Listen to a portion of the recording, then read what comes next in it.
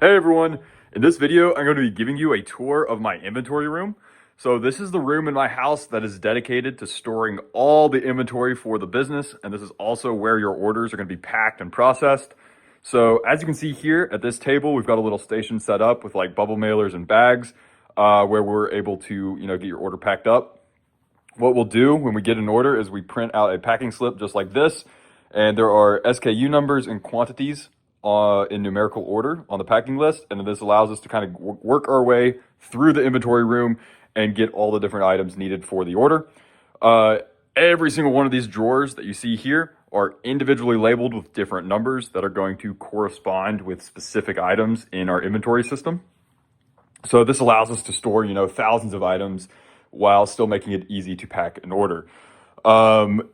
How we do it was we kind of split up the different sections of the inventory room into storing different types of products. So earlier on, we have like all of our figure decals. So if you look in drawer 1 right here, we've got a RP1 Bly decal. We currently have over 500 different figure designs. So as you can see here, it goes all the way up into the mid 500s. And all these drawers are just stocked with tons and tons of different decals. We keep every single drawer stocked so that when we're packing an order, we're usually going to be able to, pack up every single thing that we need. Now, sometimes like an order will need more decals than what we actually have in the drawer. And in that case, we're just going to print more. We always keep decal sheets on hand so we can easily print restocks as we need to. When we move on to these, like the later hundreds and early thousands, we've got some different like figure accessories like from Clonery Customs and GCC. The early 2000s here, we've got a bunch of different like blank helmets. We also have some blank official Lego figures here. But as you can see, we have some helmets like this is the blank Phase 1 helmet. Some of the later 2000s, we store UV printed figures. Although nowadays, a lot of my UV printed figures are stored in these racks down over here.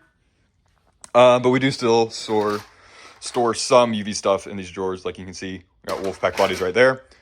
Now the 3000s, let's kind of start right here, are for storing different UV printed arms, UV printed heads, and UV printed torsos.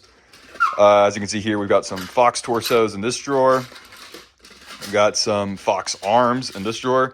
We've got these little dividers for our drawers so that we're able to store left and right arms in the same drawer, which helps keep the inventory more compact.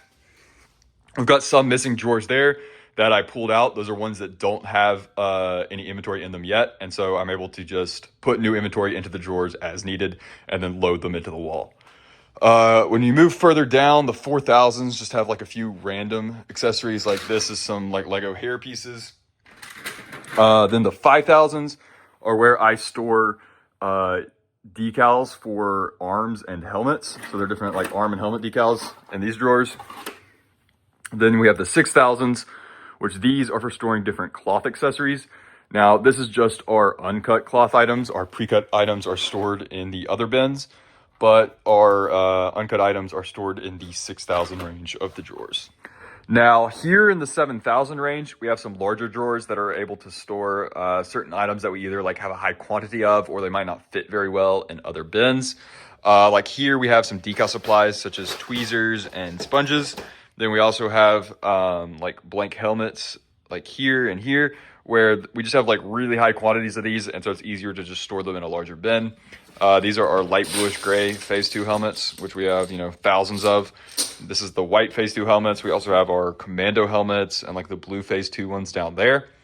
Some of the like off-brand battle droids that we sell, their packaging takes up a lot of space, so it just works out better to store those in drawers like this as well.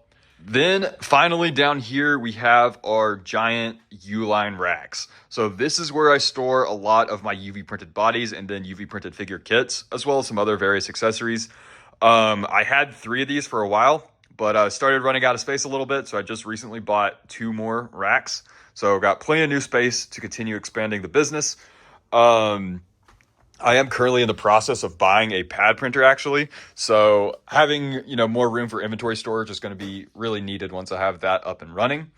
So as you can see here in these bins, we just store a lot of different stuff. Like here we have a bunch of different figure kits for some of our Jedi figures. Like here's Ayla, that is an Obi-Wan from season 3. There's Eth Koth, there's Kit Fisto.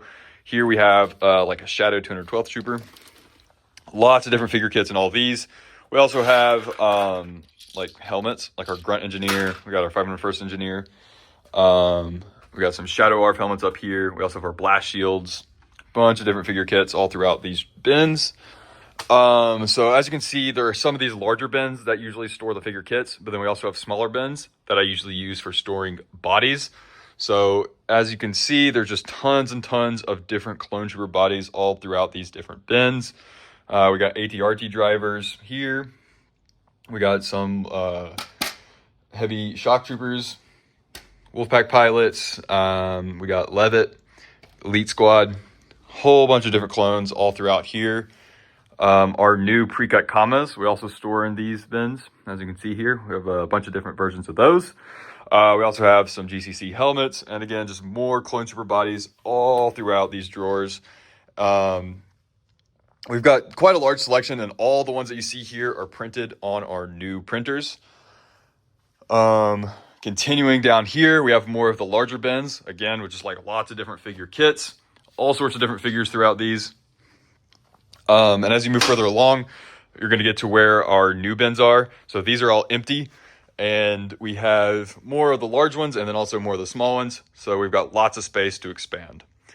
Finally, like you can see these big racks in the back of the room here. This is just where I store some excess inventory, where if we have like a really high quantity of something and I can't fit it all into this drawer, like, you know, these pad printed backpacks that I've got thousands of these, and so can't fit them all in the drawer at one time, and so they're kind of stored on these racks.